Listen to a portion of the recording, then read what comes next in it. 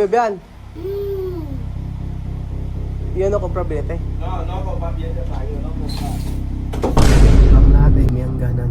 Ang lahat ay may katapusan. Sa akin lang, kung anong desisyon ng nanay ay ibibigay natin. Basta maging masaya sila. Good morning! Good morning guys! Good morning mga friends! How are you? How are you, Miss Pine? Miss Good. Magandang araw po sa inyo lahat mga amigo. Nandito po si Kuya Raul. At for today's video, ano tayo kailangan? Punta ka lang siya, mami. Kasi wala akong time kahapon. Umalis kami kahapon. At nagpahinga ako dahil nga masama ang pakiramdam ko. Pupunta ako dito at kakausapin ko lang ang mga bata para malaman nila. Kasi dapat kahapon pa wala akong oras kahapon. So balik lang ako saglit at pupunta lang ako saglit siya, kakausapin ko. Hindi ako gi-video, mami ko. Kwento ko lang sa inyo kung ano yung mga mangyayari. So kakausapin ko lang si Chamame about sa mga bata. So ayun, balikan po kayo mamaya mga amigo. Ayun mga amigo, nagkausap-usap na kami lahat. Ako, si Chamame, si Bibian, Amir, lahat, pati mga bata. So nagkaroon na kami ng usapan. Meron akong video clips na papalabas mamaya. Pakita ko yung konting video clips about sa sinabi ni Bibian. Hindi ako nag-video, okay Chamame. Ayoko muna. Ayoko na mag-video at pag-usapan nito. Mas maganda pag-usapan ng seryoso, yung wala nakatapatad na video. So ikukwento ko lang sa inyo mga amigo yung mga nangyari. So pagpasok ko, mga bata nag-aayos. Nagsiselfon si Sophie, tapos yung si Chamame ay nakahiga sa may labas. So nagluto, may saging na niluto sila perito. Tapos kumain na nga rin ako, sumubo ako kumain ako ng saging na perito. Ayun, kinapi ko na, sabi ko, Chamame, kung kayo ay uuwi na, sabi ko, ko kasi gusto ko i-ano sa kanya. Kasi tinignan ko yung mga maleta niya, nakaayos yung mga maleta niya. May nakaayos na maleta doon, 3 yata, 4. Sabi ko, Chamame, dapat ka ako sa isang maleta, 20 kilos lang. 20 kilos, hindi ka ako pwede sobra. 20 kilos, pwede 40 kilos. Di ba 40 kilos, Belgian? 40 kilos plus 7 kilos na hand carry. Sabi ko gano'n. Pero kung isang maleta na naman kada isang tao, okay lang. Sabi ko sa kanya gano'n. Tapos yata niya sa akin yung timbangan. Sabi ko, may timbangan doon, kukunin ko mamaya. Belgian, kunin natin timbangan mamaya. Tapos ayun, sabi ko sa kanya, Chamame, ganito. Nung isang araw ako nakausap ko na si Bibian at si Amir, na ayaw na sumama sa'yo, ayaw lang bumalik sa Guinea. Ganon. So inalili ko si Bibian, tapos pagkayari sabi niya hindi. Ang gusto ng nanay ni Chamame ay lahat sila ay umuwi. So sabi ko ganito, Chamame, sige ka ako, kung talagang decision mo na umuwi, yung mga bata isama mo, okay naman sa akin. Pero yung mga anak mo na sila Bibian, Amir, at si Misma ay pwede na maiwan sa akin kung gusto mo. Kasi kinausap ko na yung abogado. Mama-explain ko sa inyo. Tapos pagkayari, sabi niya hindi, lahat kami ay uuwi. Sabi niya gano'n. Di matigas si Chamame. Hindi, Chamame rin. Saka si Bibian. Pinag-ipitan ni Bibian. Sabi ni Bibian, anong gagawin ko sa Guinea? Sabi niya, sino ang gawin niya yung neko? Ayun, anong gagawin ko sa, sabi nga anong gagawin ko sa Guinea? Sabi nga tapos sabi ni Amir, lumapit na si Amir. Ayun, pagka ni Amir, sabi niya, Mama, paano yung pag-aaral namin sa Guinea? Sabi niya gano'n.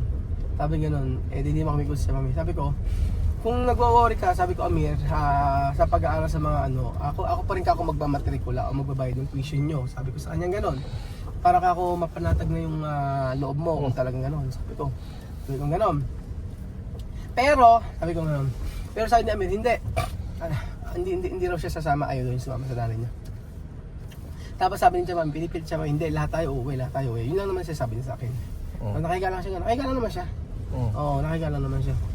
Eh di, ang sabi ko, hindi naman kako po pwede na halimbawa kako, umayaw kako si yung nanay mo ay nanay mo yung uuwi na. Tapos hindi kailangan i-accept niya. Kasi tas after nun tumawag ako sa abogado, kay attorney.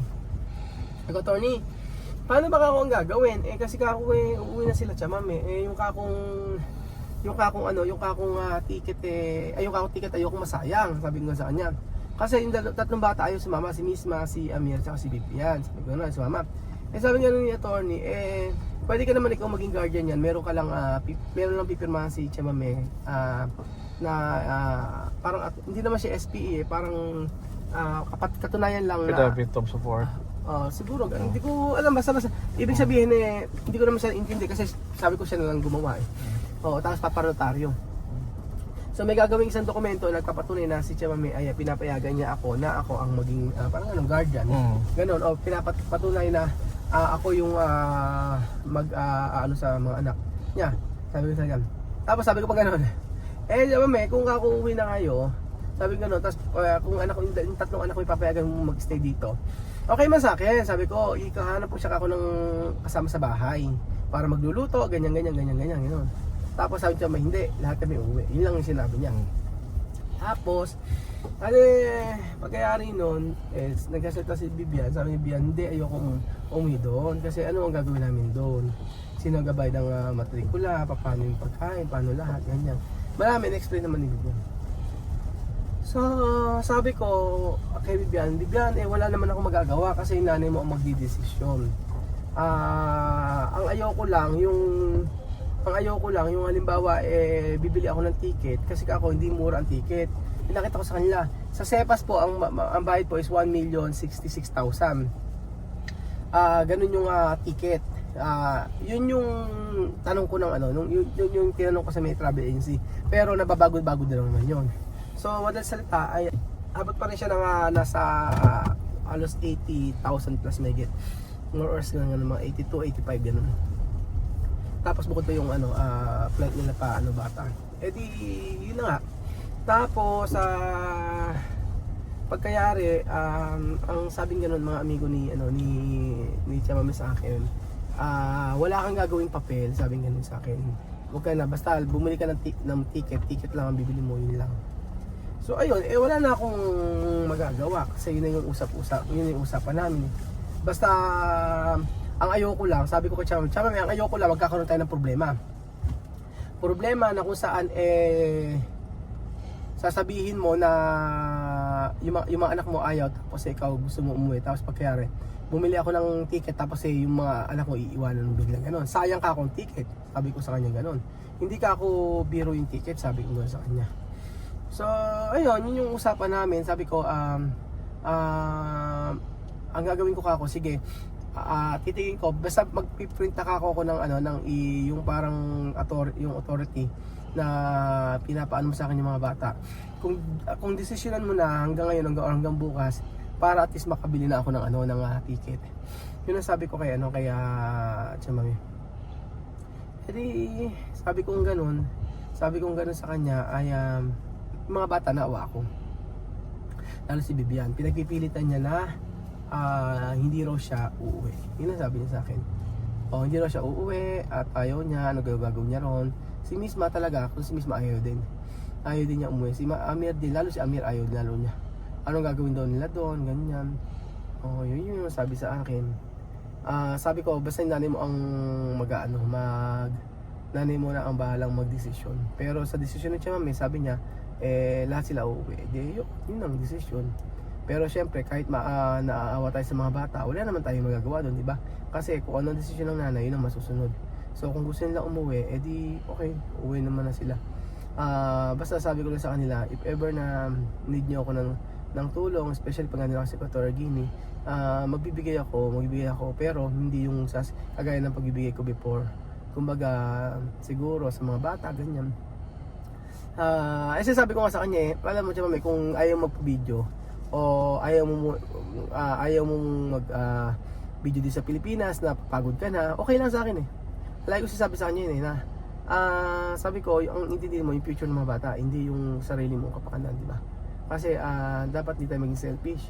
Kasi ang nakasalalay dito yung para sa kabutihan ng mga bata. So sa akin, pagka nabilang ko ng ticket to, wala nang atrasan. Hindi ko kahit ano mangyari, talaga sila pauwi na kasi hindi ako magkasaya ng halos magkano, halos 600,000 na ticket para lang tapos mamaya hindi na matutuloy. Hindi po pwede yung ganun. Sobra na yung pagbibigay ko ng lahat ng luwag binigay ko, di ba? Lahat ng yung best para sa kanila binigay ko. Sabi ko nga ano pa ba kulang? Sabi ko nga So sa akin, kung kagaya ng mga nagko-comment diyan, yan sabi ka si Ron, hindi ka pauwi niyan kasi kesyo ganyan, marami. So yung pinag-ugatan ng pinag-ugatan niyan ng problema na yan sabi ko masusolusyon naman yun di ba? Kung mga na may message o naninira sa akin, ang dapat isipin is kung ano ang naitulong sa kanila, yun ang isipin ko. Ano yung naibigay na tulong. Kung kulang, di pag-usapan. Kung hindi pa sapat, di pag-usapan. Kung tingin ko na may problema ako, di pag-usapan. Ganun naman. Lahat naman makukuha. Sabi nga nila, ang haba ng pasensya ko Sabi ko, yung mga bata na mawawala ng yung effort natin na dinala dito, di ba? Yun ang iniisip natin. Bukod sa effort, di yung lahat ng naubos na panahon, yan, yung time na dapat na yung sa Pilipinas, yan sasayang Pero kung ang desisyon yun, okay. Kailangan natin silang i-let go. Kailangan natin ihayaan natin kung ano yung nais ng nanay. At the end of the day naman, yung nanay ang may responsibilidad sa kanyang mga anak. So tayo tayo ay instrumento lang ng Lord, ng Diyos para makatulong. Pero ang lahat ay may hangganan. Ang lahat ay may katapusan. Kaya ang sa akin lang kung anong desisyon ng nanay ay ibibigay natin. Basta maging masaya sila sa kanilang mga desisyon. Dahil tayo ay magiging masaya kung masaya din sila sa kanilang desisyon.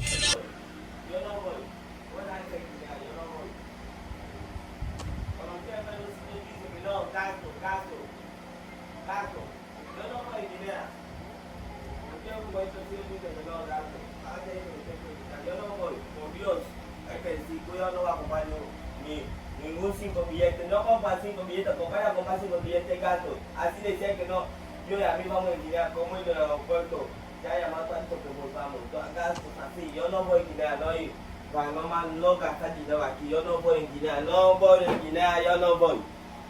No voy en Guinea, no voy. Bebean, yun no compra bilete. No, no comprar billete para yo, no comprar. Come here. Yun no compra bilete. No. Ha? Yung akin. No, solo tu mamá. Cuando tu mamá firmar, no tiene problema. Pero Alima, basta. Cuando no solo tu mamá firmar. No.